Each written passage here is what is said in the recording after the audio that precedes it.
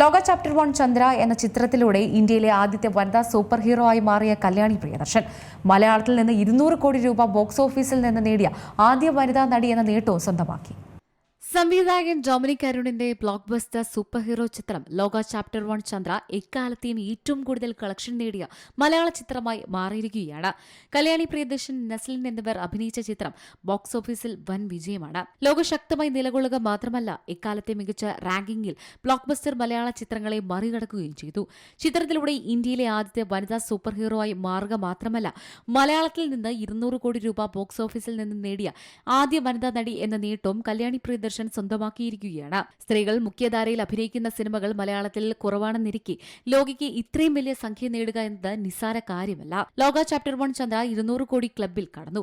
ആ സന്തോഷം പങ്കുവച്ച് നടി ഇൻസ്റ്റഗ്രാമിൽ എത്തിയിരുന്നു. ലോക 202 കോടി നേടിയെന്ന പോസ്റ്ററിനൊപ്പമാണ് കല്യാണിയുടെ പോസ്റ്റ്. ഇത് സാധ്യമായത് നിങ്ങൾ പ്രേക്ഷകർ കാരണം മാത്രമാണ്.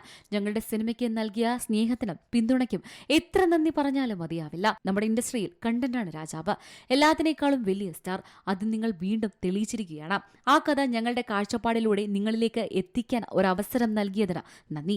ആ കാഴ്ചപ്പാട് ഹൃദയം കൊണ്ട് വിശ്വസിക്കാൻ ഞങ്ങളെ പ്രേരിപ്പിച്ച ഞങ്ങളുടെ ഡൊമിനിക് അരുണിന് നന്ദി. ഞങ്ങളെല്ലാവരും ഇത്രയും ആവേശഭരിതരാകാൻ കാരണം താങ്കളാണ്. ഏറ്റവും പ്രധാനപ്പെട്ട കാസ്റ്റിനും ക്രൂവിനും ഈ വിജയം എനിക്ക് വളരെ സ്പെഷ്യലായി തോന്നുന്നു.